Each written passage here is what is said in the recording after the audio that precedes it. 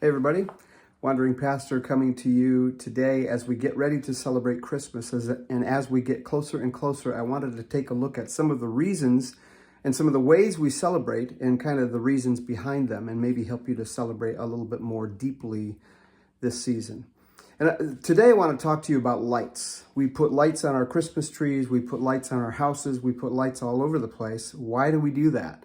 Well, some of it might just be tradition, right? I mean, I grew up, my dad put Christmas colored lights on the porch, and it's very nostalgic. I really liked that, and so we like to do that kind of a thing, and I know many of us do.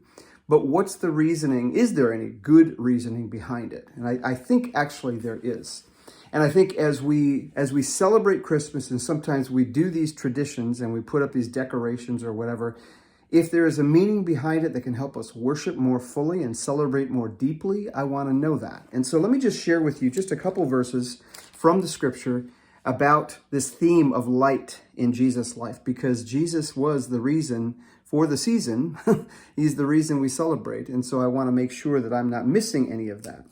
So one of the chapters we read about in Matthew chapter 2 says this: After Jesus was born in Bethlehem in Judea during the time of King Herod, Magi from the east came to Jerusalem and asked, "Where is the one who is born King of the Jews?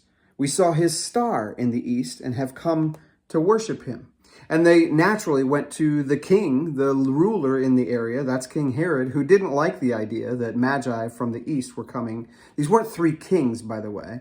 They were Magi. Magi were astronomers, astrologers even, that they studied the stars, they studied the heavens, and they saw meaning behind these things. And so when they saw this new star, they wanted to find out, who is this King of the Jews? And so they came to Jerusalem and they asked about him. And Herod, of course, didn't know about him, didn't like the idea that there's this new King of the Jews, because he would be direct competition.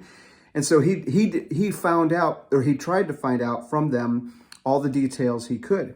But when they left him, it says, after they heard from the king, they went on their way, and the star that they had seen in the east went ahead of them until it stopped over the place where the child was. Now, that star that I grew up calling the Bethlehem Star may have looked something like this. It may have had a long tail that sort of pointed to, here's where the child is, to this spot. Whatever it was, they saw it. And it showed up again after they had talked to the king, and it led them to the place where the child was. And so they went and they bowed and they worshiped him. Again, not three kings, but three Magi, and they brought him gifts of gold and frankincense and myrrh. But this theme of light actually pervades Jesus' ministry and his work here on earth. We read about it in John chapter 1, where it says, through him, that is through Jesus, all things were made. Without him, nothing was made that has been made. In him was life, and the life was the light of men.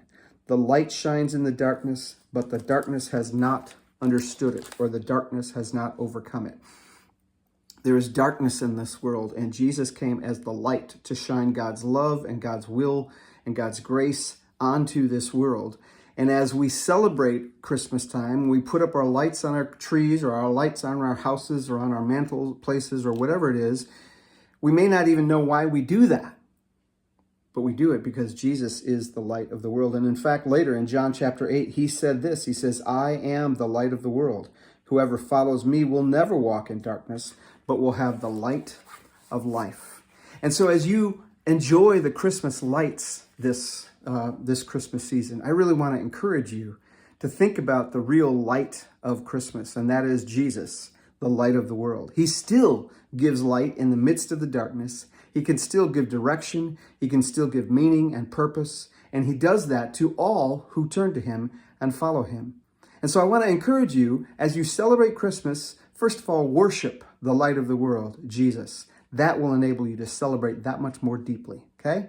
Wandering Pastor saying, Merry, blessed Christmas to you. Bye-bye.